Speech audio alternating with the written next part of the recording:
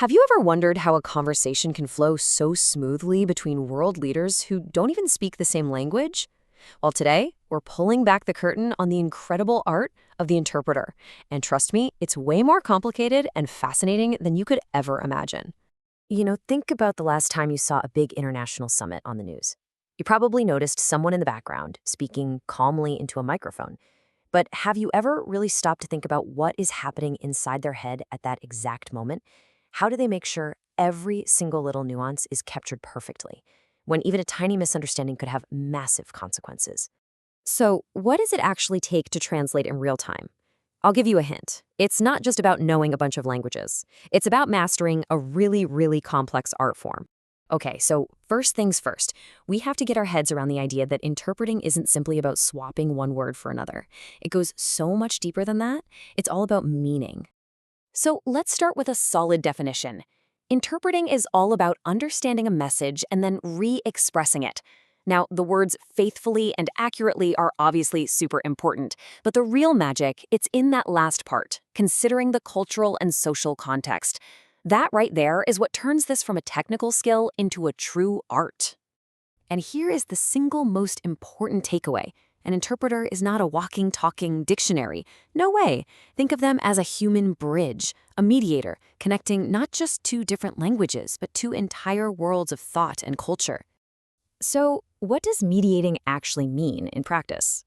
Well, for one, it's about bridging cultural gaps, catching all those subtle things that words alone can't really express. It's also about bridging cognitive gaps, which means understanding that different cultures actually structure their thoughts in different ways. And the craziest part?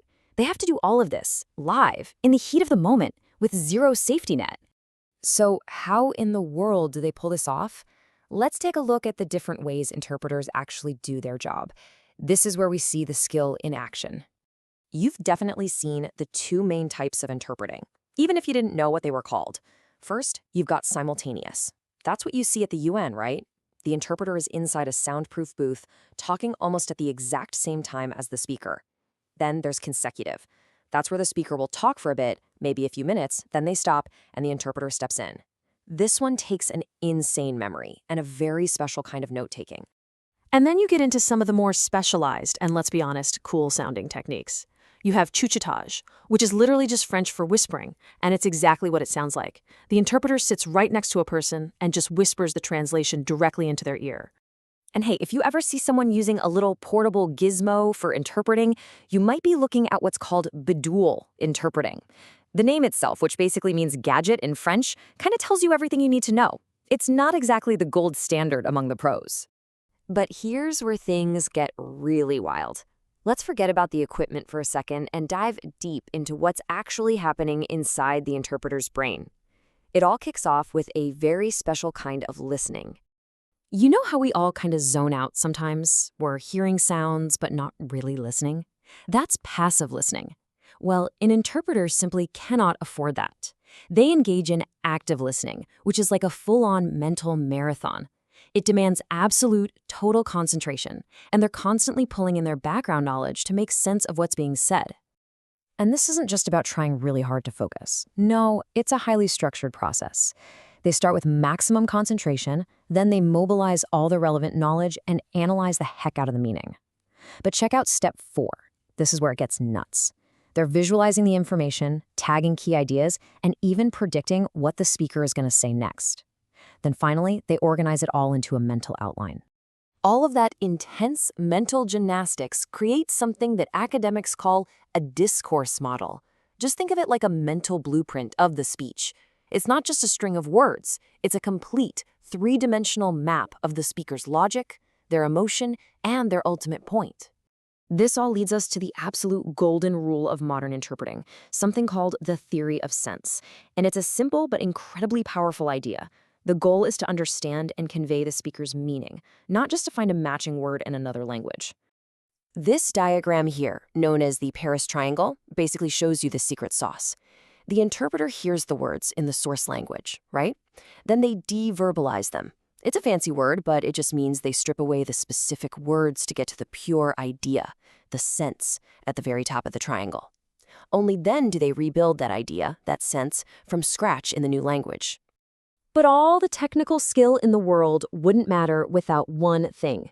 The entire profession is built on a foundation of absolute trust, and that requires a very, very strict professional code.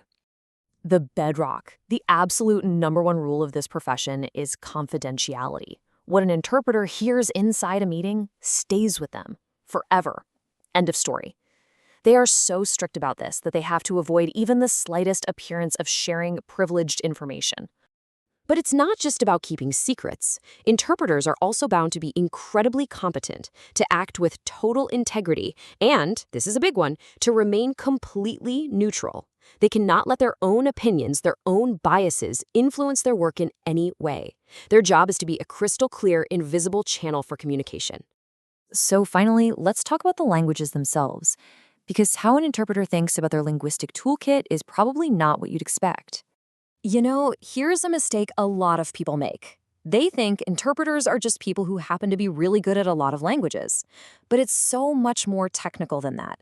Professionals have a very specific, very precise system for classifying the languages they work with.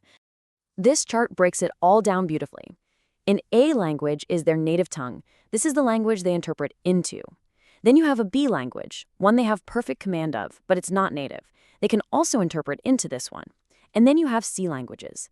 These are passive. They understand them 100%, but they will only ever interpret from them, never into them.